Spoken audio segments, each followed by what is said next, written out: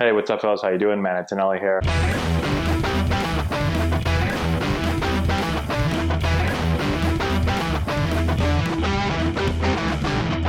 Hey, what's going on, guys? How we doing? Matt Antonelli here. Today we're talking about Major League spring training. I'm going to give you guys some details into exactly how it works. Going to talk about my experience. Get a lot of questions about what is spring training like and what's kind of the difference between minor league and Major League spring training. So we'll get into that in a second. Before we do, today's video is brought to you by Rocket Sports. Rocket makes top quality baseball gear and equipment. We use a ton of their stuff with our Antonelli baseball team, so definitely go and check them out. Click the link in the description below. You're going to get 15% off of your order at Rocket, so go and check that out.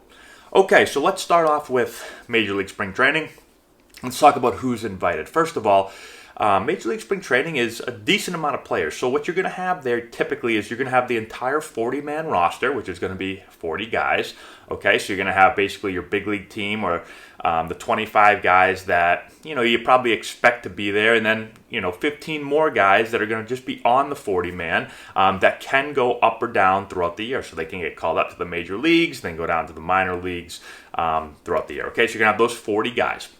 You're also going to have some guys invited that are not on the 40-man roster. And there's going to be a group of those guys. How many? I think it can differ from year to year, but it always felt like there was probably about, I don't know, I'd say in total it felt like about 50 or so players, maybe a little bit less than that, in big league spring training, right around there. And I think it depended, again, year to year. But I would say that in general, that seemed like how many players were typically at big league spring training, at least for the start of it, and then it's going to start to wind down as you go through. We'll go through cuts in a second, okay? So, for a big league camp, I typically got there usually the first, usually right around like February 8th or so, 8th to 10th, somewhere around there. So typically pitchers and catchers are going to come in first. They're going to get in there to be able to start to do their throwing programs and get their arms kind of ramped up and ready to go for spring training. And then hitters are going to come in, position players are going to come in a little bit later. But I would typically go in there around like February 8th, 9th, 10th, somewhere around there. Be able to give myself a couple days to kind of get back into the flow of things, start to get back outside and get working. And then usually our first team workout is going to be sometime in that second week of February. All right, and spring training is going to go basically until the end of March. So the season now starts right around that end of March, beginning of April, right in that area. And spring training really goes almost right up into that point. Couple of years when I was playing, you would basically go all the way towards the season, and then you would sometimes go fly out and play like an exhibition game against another major league team, and then you would start the season. All right, so it's almost 2 months of spring training, which actually feels like a long time. By the end of spring training, it gets pretty tiring. And minor league spring training is much, much shorter than that. So minor league spring training is almost like, it's not even like a month, really. When I was at minor league spring training, I would usually show up around like the beginning of March, and you do basically like a month, and then you're gone. So major league spring training is much, much longer. Okay.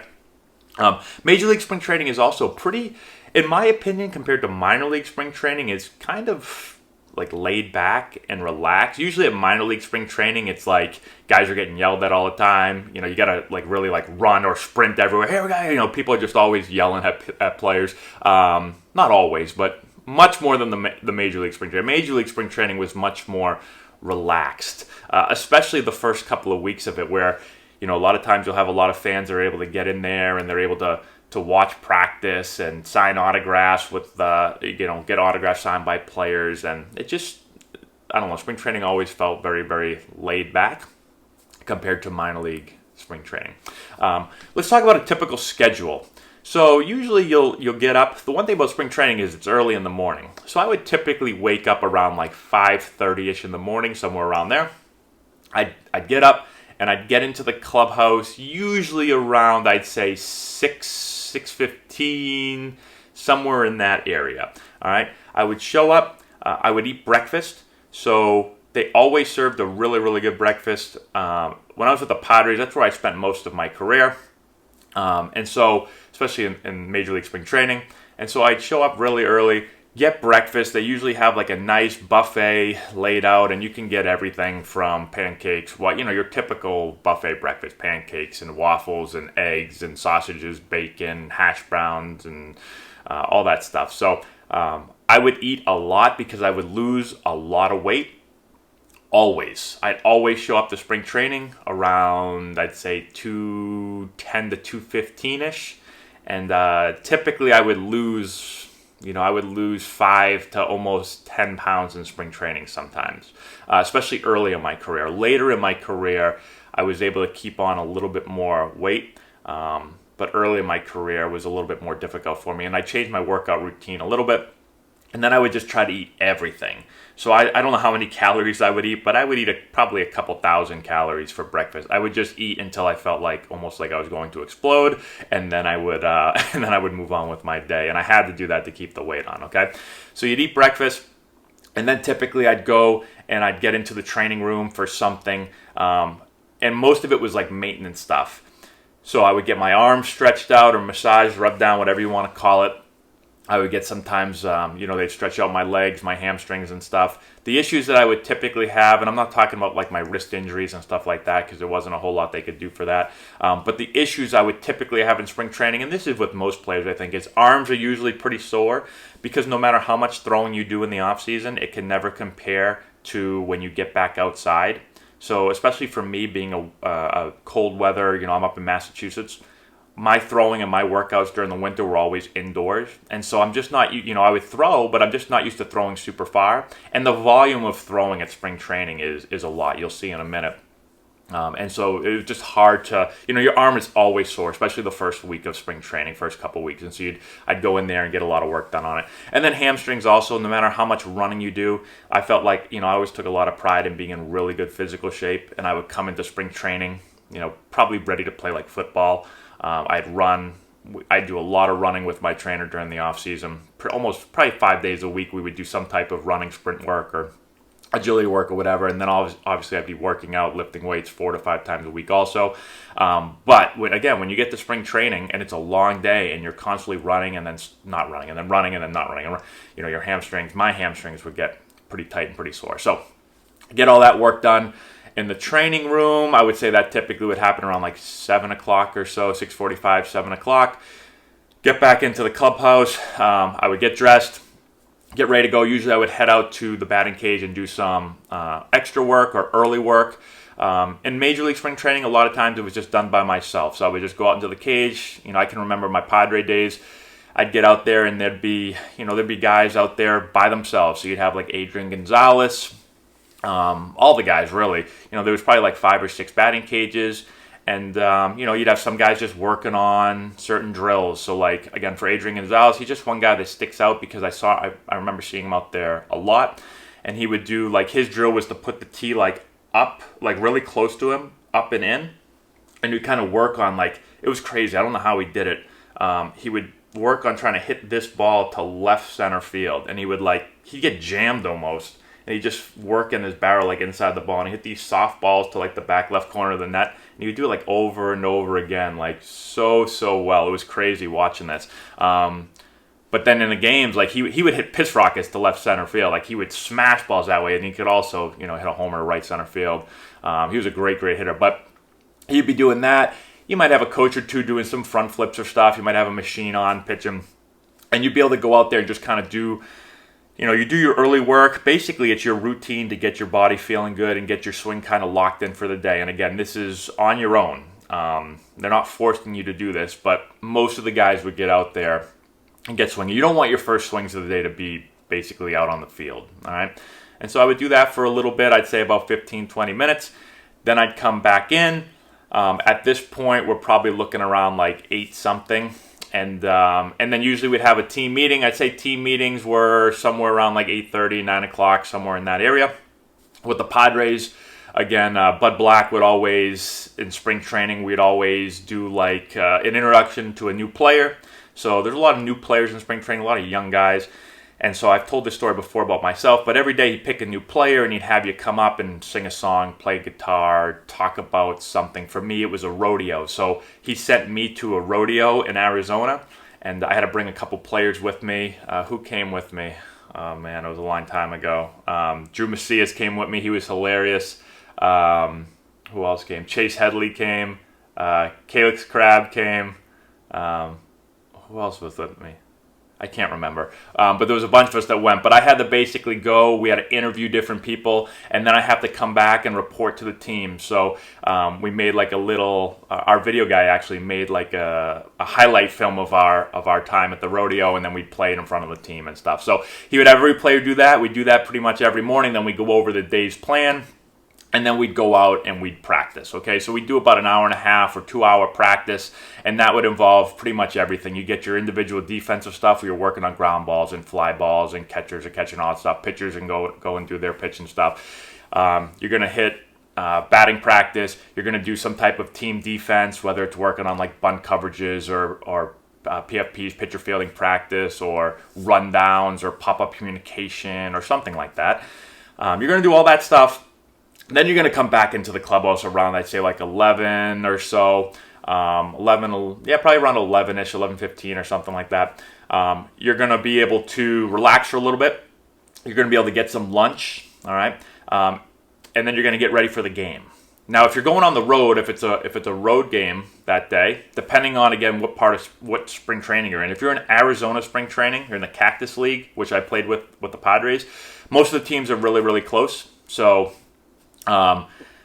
it's not very far. I mean, you might have like a 15-minute drive, so you can just head on over there and play your game at 1 o'clock. If you're in the other league, if you're in the Grapefruit League over in Florida, those drives can be much further. You could have a couple-hour drive. So when you have those games, basically, you're not going to do your practice and stuff at home. You're going to get in the morning, eat your breakfast, and then you're just going to get on the bus. You're going to drive right over to those stadiums. You're going to do your batting practice and all that stuff there, okay? So it does depend a little bit on which league you're in. Again, Arizona travel is like really, really close, and so you can do all your stuff at your home stadium, and then you can just jump on the bus and just shoot there in 15, 20 minutes. You know, the furthest ones are like 35 minutes away, which is, you know, really, really easy. And then you get ready to play the game. All right? And again, if you're playing at home, after you eat and everything, you're going to head out to the stadium. And for me, actually, let me back up a second. I would always take a shower. I know I've said this before. Always shower before a game. I've never played a game without showering. And that's not just me. That's a lot of guys. A lot of guys come in after practice, take a shower, relax, eat lunch, all that stuff, and then they go out. And you get ready for the game. Game usually starts around like 1 o'clock or so, 12:30, 1 o'clock, somewhere around there. You're going to play like a 3-hour game. Game's going to end, you're going to come back into the clubhouse, and now it just depends. I would say about 3 days a week you're going to work out. So, you know, you get changed, relax for a little bit, and then you're going to head in, do about a 45-minute to hour workout. If you don't have a workout, then you can, you know, shower up. A lot of guys actually are going to probably go get into the cold tub. You might get stretched out again by a trainer. You might, you know, if you're a pitcher, you might get your arm worked on. And so there's still stuff to do. You got to really take care of your body in spring training because it's a long spring training, and your body will hurt. Like there's no matter how good a shape you're in. A lot of times people I think get this misconception that like baseball is not that physically grueling, and you know, you're a baby if you sit out or you know you have some type of thing going on. Doing something every single day takes a toll on you. And even though there's no contact, you're practicing for a long time, you're playing for a long time. If you think about this day now, I started doing stuff basically at like, you know, 7 or so a.m. And I'm not going to be done with my day until probably almost 6 p.m., all right, for most days. And it's every single day. And you're constantly going and then stopping, going and then stopping. You know, you're taking ground balls and you're waiting. You're hitting, you're waiting. You're stretching, you're waiting. You're playing in the game and you're just back and forth, back and forth. And so, you know, your body just gets sore doing that, even if you're not slamming into each other or doing something, you know, super physical. But again, you are laying out a lot. You are swinging a lot, and it doesn't seem like it's, you know, it's just a swing. But when you're taking, you know, hundreds and hundreds and hundreds of swings a day, your body can start to hurt a little bit, okay? People are probably still going to say I'm a baby, but that's the honest to God's truth, okay? So now, again, day probably ends after all of that. Day probably ends around like, you know, 5-ish, 6-ish o'clock. You're going to go get dinner. And in Arizona, there's tons of restaurants right around the field. So you're going to get some dinner, going to hang out, relax, and then you got to go to bed early because you got to be up around like 5:30. So I would usually try to get in my bed around like 9 o'clock or so. I need 8 hours of sleep. If I don't get 8 hours of sleep, then I don't feel good. And so I try to get in around 9. Again, get about 8 hours of sleep, get up around 5:30 again or so, and then get ready for the day and do it all over again. So that's kind of how spring training works. And then for me personally, I was with a bunch of different teams in Major League Spring Training. So I was with the Padres in Major League Spring Training for a couple of years. So my first year in spring training was 2007. I was in minor league spring training. But the one thing is, even if you're in minor league spring training, you can still get called up to play in big league spring training games. So what happens is you practice with the minor leaguers, and then when it's game time, they'll send you over there. And that doesn't happen a lot, but there's usually a couple guys each day. You know, you get to workouts, and everyone will be gathered around, and then one of the coaches in front office guys are going to read down and say, hey, going to the big league game today is Matt Antonelli, Kyle Blanks, you know, blah, blah, blah. And then, you know, after your workout, you're going to head over to the big league team. All right. And so 07, I was in minor league camp, but played in a bunch of major league games. 08, I was in big league camp. 09, I was in big league camp. 2010, I was in big league camp. Those were all with the Padres. And then 2011, I was over the Nationals. I was in minor league camp, but I felt like I went to the big league game more than half the time. Like, I was always going over the big league games. 2012, I was in big league camp with the Baltimore Orioles.